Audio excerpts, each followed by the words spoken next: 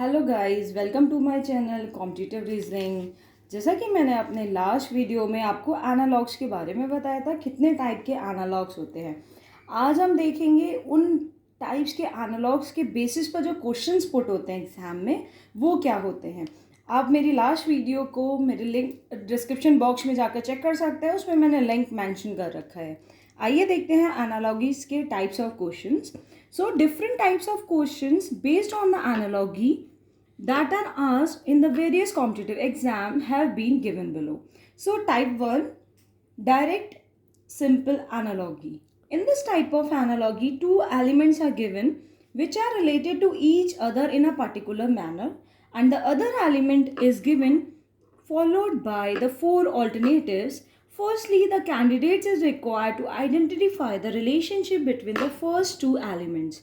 Then the candidate is required to pick the element from the alternatives which bear exactly the same relationship to the third element as the first two bear. इसमें क्या होता है, आपको एक sentence का correlation दिया होगा, फिर आपको जो नेक्स्ट क्वेश्चन पूछा है उसका कोरिलेशन आपको जो गिवन क्वेश्चन है उसके अकॉर्डिंग फाइंड आउट करना है. For example, college is related to students in the same way as hospital is related to what. Just like कि आपका कॉलेज स्टूडेंट से किस टाइप से रिलेशन में है, वही हमें रिलेशन हॉस्पिटल का सर्च करना है कि हॉस्पिटल का रिलेशन इन चारों ऑप्शंस में से किसके साथ मैच होगा. सो सॉल्यूशन देखते हैं हम इसका कि in the college education is given to students, right. In the same way treatment is given to the patients in hospital. Just like कि कॉलेज में एजुकेशन के लिए स्टूडेंट्स होते हैं और हॉस्पिटल में क्या होता है, हॉस्पिटल का क्या वर्क होता है. सो हॉस्पिटल का वर्क होता है पेशेंट्स को सही करना, तो हॉस्पिटल में कौन होगा, पेशेंट होंगे. Yes, so the answer is D, right. Next example is major is related to lieutenant. In the same way, the squadron leader is related to what? So solution, major and squadron leader are the equivalent ranks in the army and the air force respectively, right. Major को जो rank मिलती है army में, वही squadron leader को rank मिलती है हमारे एयर फोर्स में. Same as the lieutenant and the flying officer are the equivalent ranks in the army and Air Force respectively. So the answer will be the flying officer. क्यों? क्योंकि lieutenant की वही rank होती है army में जो flying officer की rank होती है हमारा एयरफोर्स में. नेक्स्ट टाइप हम देखेंगे कंप्लीटिंग और चूजिंग द एनालॉग्स पेयर. इसमें आपको एक पेयर दिया होगा, आपको उसको कंप्लीट करना है या फिर उस पेयर के अकॉर्डिंग आंसर फाइंड आउट करना है. So in this type of questions, two components are given which are related to each other in a particular way. The candidate is required to find out the relationship between the first two components and choose the component pair from the given alternatives which have the same relationship as there in between the first two. इसमें यही दिया है आपको, एक pair में दिया होगा question, उसी के उस पेयर में जो रिलेशन हम दिखा रहे हैं वही रिलेशन हमें फाइंड आउट करना है अपने आंसर पेयर से. अब वो आंसर पेयर आपको इस तरीके से चार ऑप्शंस में दिए होंगे. सो उसमें से एक ऑप्शन आपको फाइंड आउट करना है. Let us discuss. So boat is related to oar as same as the bicycle is related to which. So exam solution, second denotes that the part of the first on which the effort is applied to move it. So इसमें जो हमारा second वाली term है वो हमारा part है किसका, first वाली टर्म का, और वो अप्लाई किया जाता है उस व्हीकल को अपने प्लेस से मूव करने के लिए. सो तो बाइसिकल में वो हम कौन सा पार्ट लगाएंगे जिससे हमारी बाइसिकल अपने प्लेस से मूव हो जाएगी. सो हम बाइसिकल में पैडल यूज़ करेंगे. पैडल जब हम बाइसिकल पे मारेंगे तो पैडल से हमारी बाइसिकल आगे बढ़ेगी. So the answer is 1. Next example, flower is related to REWOLF. In the same way fruits FRUITS will be related with.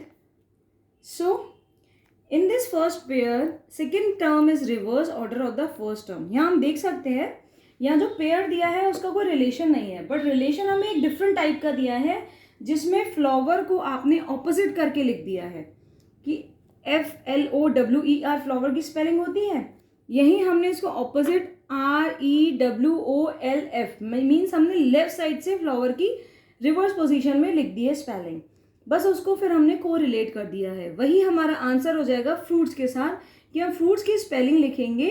Starting करेंगे हम नेक्स्ट पे S से, देन T आएगा, then I, then U, then R, then F। So the answer will be STIURF,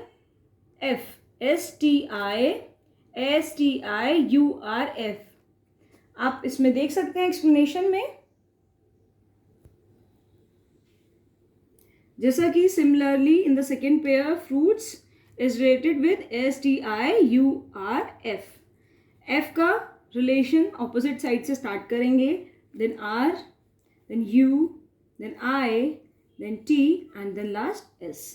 The next one is pigeon is related to peace. In the same way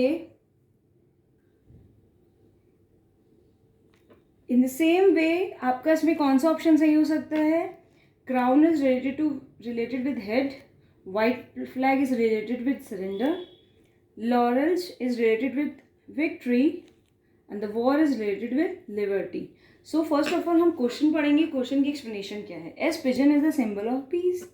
same as यहाँ पर जो हमारा option दिया है उसका symbol हमारा right hand side दिया है, तो क्या सिंबल वो फर्स्ट वाले में सही है या सेकंड में या थर्ड में या फोर्थ में। सो हम देखते हैं कि white flag is the symbol of surrender. So हमारा क्या हमारा यहाँ पे बना है पेयर पिजन और पीस के जैसे white flag is related with surrender, is the symbol of surrender. Next example, 9 is related with 50. In what type of the relation will be our answer? So explanation, in the first pair we have relation between the 9 and 50 as 9 into 5 plus 5 is equals to 45 and 45 plus 5 equals to 50. ये कैसे आपने देखा कि 9 into 5 45 हुआ, फिर 45 में अगर हम 5 ऐड करते हैं हमें 50 मिल जाता है। मतलब हमें यहाँ रिलेशन फाइंड करना है कि 9 और 50 को हम कैसे को रिलेट कर सकते हैं, और जिस टाइप से हम 9 और 50 को रिलेट करेंगे उसी टाइप से हमारे ऑप्शंस में भी रिलेशन हमें फाइंड करना होगा कि वही सेम रिलेशन का मेथड कौन से ऑप्शंस को वेरीफाई कर रहा है। सो हमने देखा कि 9 की अगर हम 5 से मल्टीप्लाई करेंगे और उसमें 5 ऐड करेंगे 50 आ जाएगा।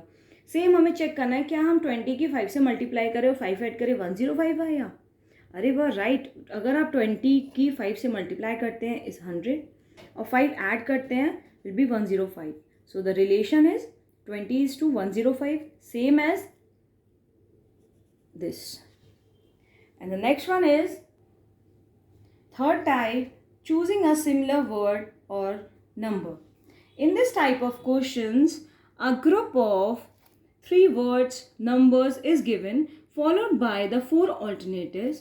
The candidates is required to choose the alternative which is similar to the given group of words or numbers.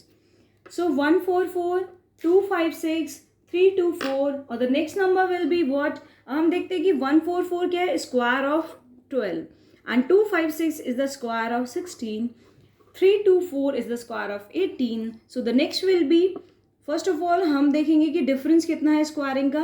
सो 12 और 16 के बीच में डिफरेंस है हमारा स्क्वायरिंग में 4 नंबर्स का, 12, 13, 14, 15, 16. So the next will be 16 के बाद हमारा नंबर में डिफरेंस है 2 का, 17, 18। अब जो हमारा नेक्स्ट वाले में डिफरेंस होगा वो हम चेक करेंगे, बट यहाँ पे डिफरेंस नहीं देखेंगे। क्यों? क्योंकि यहाँ पे हमारा स्क्वायरिंग टर्म्स आ रही है, डिफरेंस तो अनइवन आ रहा है, इसलिए हम डिफरेंस देखेंगे नहीं। फर्स्ट में हमने देखा 4 का है, देन 2 का है, अब क्या डिफरेंस होगा जो हम स्क्वायर करके लिखेंगे। तो हम ये नहीं, हमें ये पता ही नहीं है कि डिफरेंस इवन है, हमें ये पता है कि जो टर्म्स है वो सारी स्क्वायर्स की टर्म है। फिर हमने देखा ऑप्शन में कौन सा स्क्वायर बन रहा है, फिर हमने ऑप्शन में देखा कि 6 to 5 is the square of 25। So the answer will B 1। Next is Bhilai और दुर्गपुर और Bokaro is related with what city? So the solution is all cities are the famous for the steel plants.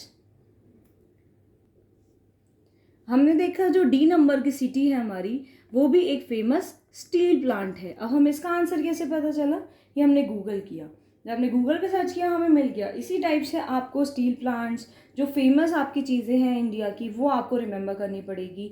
इसके लिए आपको squaring and cubes remember करने पड़ेंगे. अगर आप competition के एग्जाम लेने जा रहे हैं तो ये सब तो चीज़ें आपको रिमेंबर करनी पड़ेगी. सो मैं अपनी नेक्स्ट वीडियो में आपको स्क्वायरिंग एंड क्यूब्स के बारे में बताऊँगी, countries and capital and currencies के बारे में बताऊँगी. उसके अकॉर्डिंग आप एनालॉग्स के वर्ड, सिमिलर वर्ड्स और नंबर को फाइंड आउट कर सकते हैं बहुत easily. So the next type is type 4 multiple word और नंबर एनालॉगी. ये हमारा लास्ट टाइप है. इसमें क्या देखते हैं हम कि in this analogy a group of the 3 interrelated words numbers is given. The candidate is required to trace out the relationship among these words numbers and choose another group with the similar relationship from the given alternatives. Same as हमने अभी तक जितने questions में पढ़ा था relation ही find करते हैं, इसमें भी हम रिलेशन फाइंड करेंगे. क्योंकि एनालॉग का मतलब यही है कि आपको सिमिलर वर्ड्स फाइंड करने हैं या एक दूसरे की करस्पॉन्डेंस क्या उनका आंसर फाइंड होता है वो हमें फाइंड करना होता है. So the pencil is related with pen, pen is related with pencil, same as the ink is related with what numbers, what type of.